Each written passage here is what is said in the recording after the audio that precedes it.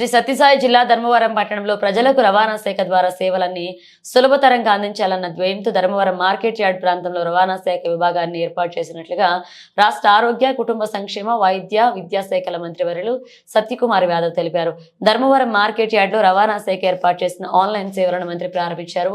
జిల్లా రవాణా శాఖ అధికారి కరుణాసాగర్, కదిరి ఎంవీఐ వరప్రసాద్, ధర్మవరం ఎంవీఐ రాణి, ఆర్డీఓ మహేష్, ధర్మవరం తెలుగుదేశం ఇన్ఛార్జ్ పరిటాల శ్రీరామ్, రాష్ట్ర జనసేన నాయకుల చిలక మధుసూదన్ రెడ్డి, ముదిగుబ్బ ఎంపీపీ ఆదినారాయణ యాదవ్ పాల్గొన్నారు.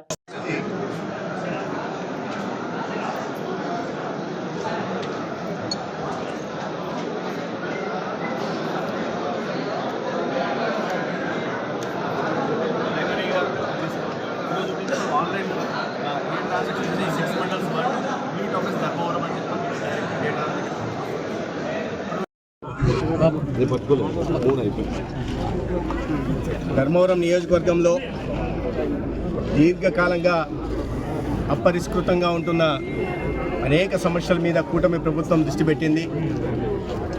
మరి గ్రామాలకి రహదారి సౌకర్యం కలిగించడం కావచ్చు, అంతర్గత రోడ్ల నిర్మాణం కావచ్చు, లేదా పంచాయతీలకి ఆర్థిక సంఘం నిధులు కావచ్చు, లేదా గ్రామీణ ఉపాధి పథకం కింద పనులు కావచ్చు, లేదా ఆసుపత్రి మెరుగుదల కోసం ప్రయత్నాలు కావచ్చు, లేదా గుంతలతో ఉన్న రోడ్లని ఆ గుంతలు పూడ్చే కార్యక్రమం కావచ్చు, అనేక రకాల కార్యక్రమాలు తీసుకొస్తూ ఇవాళ ధర్మవరం ప్రజల సమస్యలు తీర్చే ప్రయత్నం కూటమి ప్రభుత్వం చేస్తూ ఉంది. దాంట్లో భాగంగానే ఇవాళ ఆర్టీఓ కార్యాలయాన్ని ధర్మవరం కేంద్రంగా మనం ప్రారంభించుకున్నాం.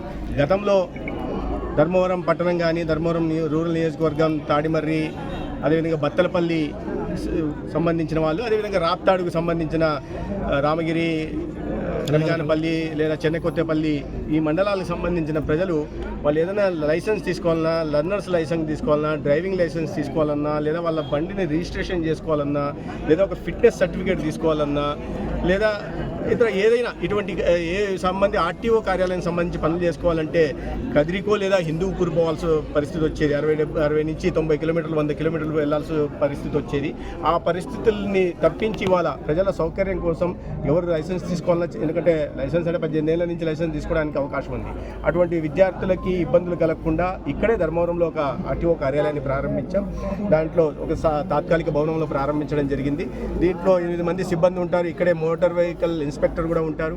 వీళ్ళకి ప్రజలకు కావాల్సిన రవాణాకు సంబంధించి డ్రైవింగ్ లైసెన్స్ కానీ, ఇతర రిజిస్ట్రేషన్లు కానీ, వీటికి సంబంధించిన అన్ని సేవల్ని కూడా ఇక్కడే పొందడానికి అవకాశం ఉంది. అంత దూరం వెళ్లాల్సిన పని లేదు. ఇప్పుడు ధర్మవరం పట్టణంలోనే ఈ సేవలన్నీ గ్రామాలకు, ఈ మండలాలకు, 6 మండలాలకు సంబంధించిన వాళ్ళు పొందవచ్చు. అయితే తాత్కాలిక భవనంలో ఇవాళ ప్రారంభించాం. రాబోయే రోజుల్లో ప్రభుత్వాన్ని చెప్పడం జరిగింది, ఆర్డీఓ గారిని కూడా ఇప్పుడే కోరడం జరిగింది. దానికి కావాల్సిన స్థలాన్ని కూడా చూడాల్సిందిగా, ఎందుకంటే రాబోయే రోజుల్లో ఒక శాశ్వత భవనంతో పాటు ఒక ట్రాక్ కూడా, ఎందుకంటే లైసెన్స్ ఇవ్వాలంటే ట్రాక్ కూడా అవసరం ఉంటుంది. ఆ ట్రాక్ నిర్మాణం చేయడానికి కూడా ఆ పరిస్థితుల్ని చూడాల్సిందిగా, దానికి కావాల్సిన స్థలాన్ని గుర్తించి కేటాయించాల్సింది కూడా చేయడం జరిగింది.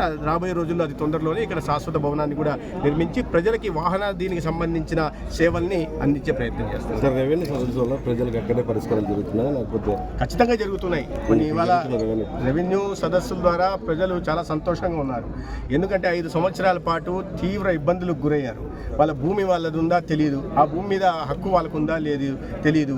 కొత్తగా రీసర్వే పేరుతో వాళ్ళ భూమిని ఎవరైనా రక్షించే పేరు చెప్పి భక్షించారు. ఇవన్నీ చూసి ప్రజలు చాలా ఇబ్బందుల్లో ఉన్నారు. అందుకని వాళ్ళు ఎక్కడైనా గ్రీవెన్సెస్ పెడుతుంటే 70% దాకా రెవెన్యూకి సంబంధించిన సమస్యలే వస్తున్నాయి. ప్రజలు